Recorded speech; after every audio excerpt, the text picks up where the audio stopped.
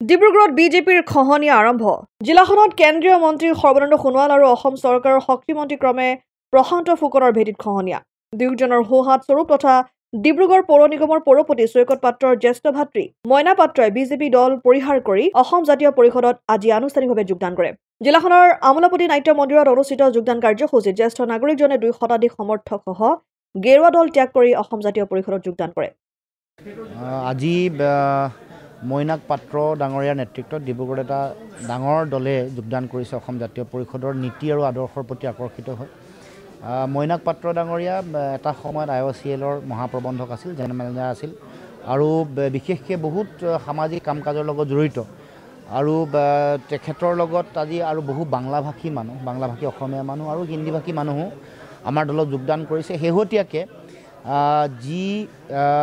BJP দলে মানুহৰ ওপৰত অন্যায় অত্যাচাৰ চলাই আহিছে কৰ কাটলৰ বুজা জাপি দি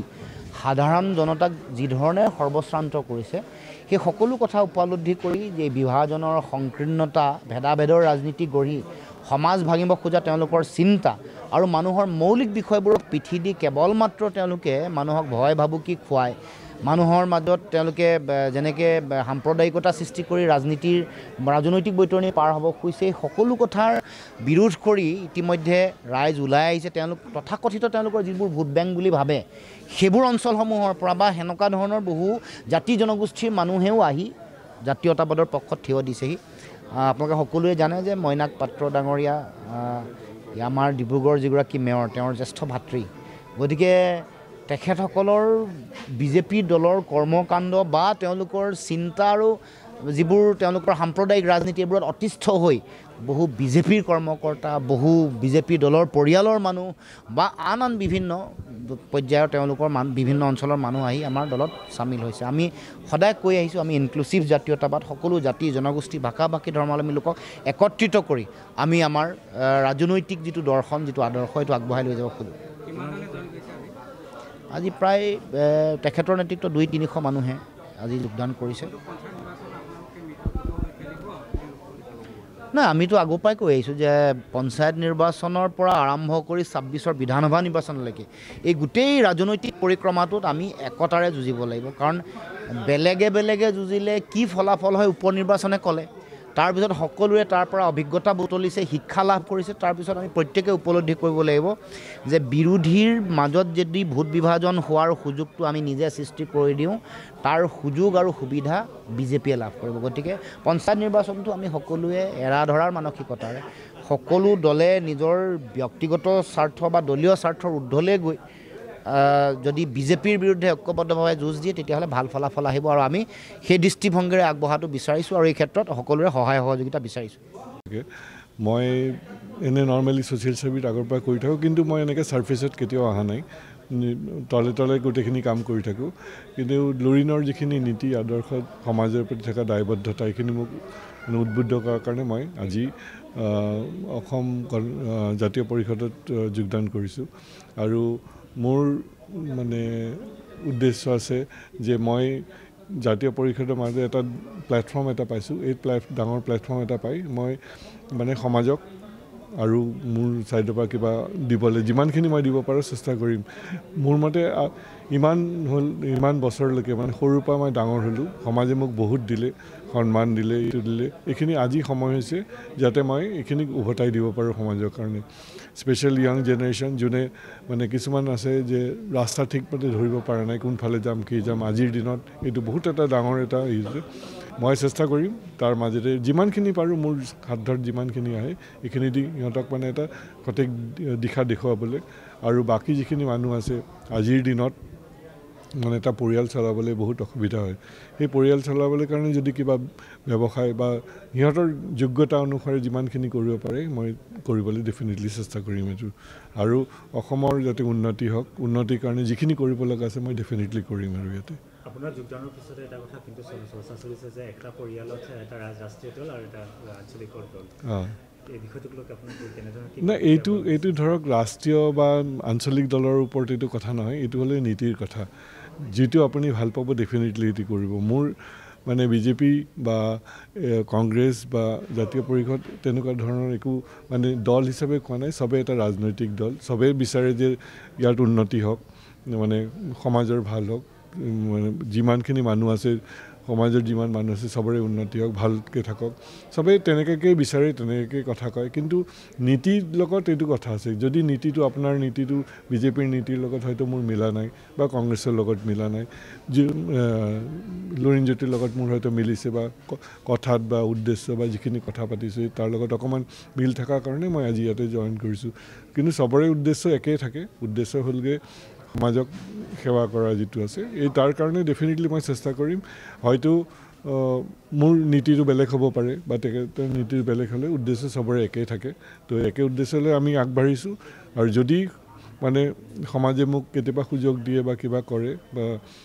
তেতিয়াহ'লে ডেফিনেটলি মই যিমানখিনি পাৰোঁ মই চেষ্টা কৰিম এই কৰিবলৈ আৰু মই এটা প্লেটফৰ্মে বিচাৰি আছিলোঁ কাৰণ মই যিখিনি অকলে কৰিব গৈছিলোঁ অকলে কোনো এটা বস্তু ঠিকমতে কৰিব নোৱাৰি এইটো এটা ডাঙৰ প্লেটফৰ্ম পোৱাৰ কাৰণে মই ডেফিনেটলি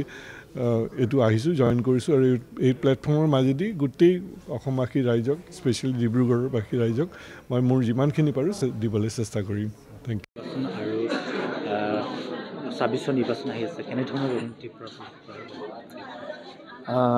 আচলতে আমি বিচাৰোঁ যে অসমত বসবাস কৰা সকলো ভাষা সকলো ধৰ্মৰ জনসাধাৰণে আমাৰ দললৈ আহক আৰু আমাৰ যিটো জাতীয়তাবাদৰ ধাৰা সেই জাতীয়তাবাদ ধাৰাটো শক্তিশালী কৰি এখন ঐক্যবদ্ধৰ সমৃদ্ধিশালী অসম গঢ়াৰ বাবে সকলো অংশীদাৰ হওক আমাৰ যিটো জাতীয়তাবাদৰ সংজ্ঞা আমি বিচাৰোঁ বা আমি ভাবোঁ যে অসমত বসবাস কৰা অসমৰ বতাহ পানী খাই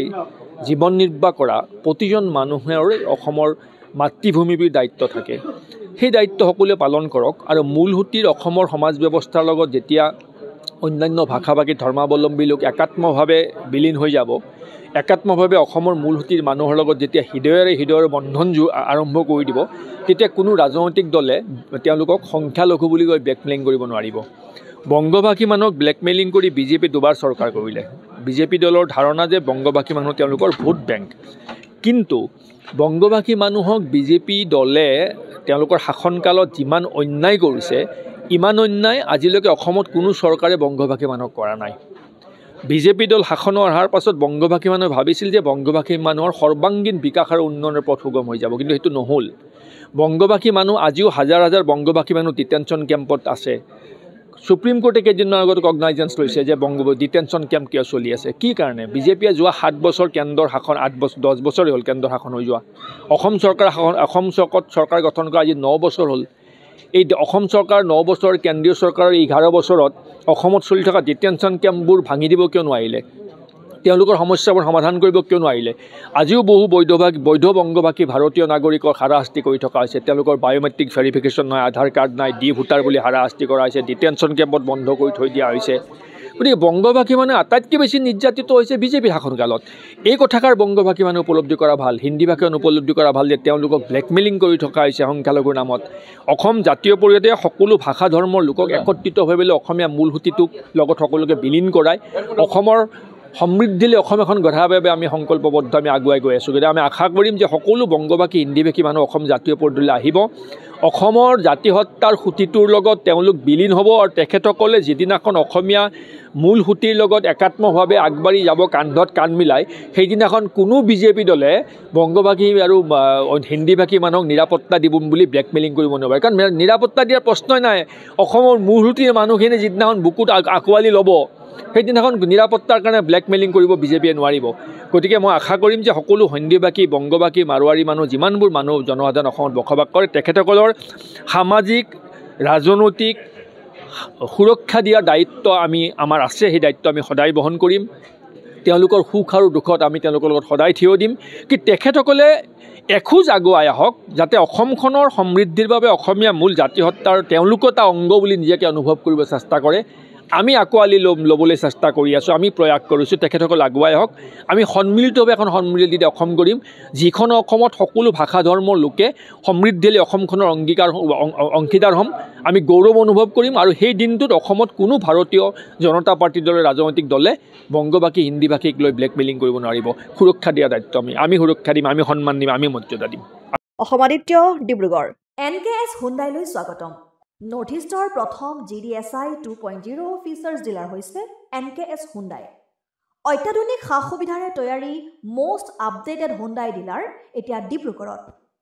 আমাৰ NKS হুণ্ডাই ডিলাৰত open sales consulted room, customer ৰুমৰ লগতে পুৰণি গাড়ীৰ এক্সচেঞ্জ ফেচিলিটিও ৰখা হৈছে। ইয়াত চেলছৰ লগতে ছাৰ্ভিচ ছেক্টৰৰ সুন্দৰ সুবিধা আছে। প্ৰয়োজনীয় সকলো এডভান্স টুলছ, হুইল বেলেন্সিং, এলাইনমেণ্টৰ অত্যাধুনিক machine, post hydraulic lift, fully train men পাৱাৰৰ লগতে nitrogen gas filling facility, fully automatic car ৱাছৰ ফেচিলিটিও আছে। লগতে NKS হুণ্ডাই ডিলাৰে কাষ্টমাৰসকলৰ সুবিধাৰ্থে মোবাইল ছাৰ্ভিচ ভেনৰো ব্যৱস্থা ৰাখিছে, য'ত হাইড্ৰলিক লিফ্ট, ৱাছিং facility, wheel balancing, tyre pressure check কৰাৰ লগতে বহুখিনি সুবিধাই উপলব্ধ আছে। NKS হুণ্ডাইলৈ আহক আৰু সুবিধাসমূহ গ্ৰহণ কৰক।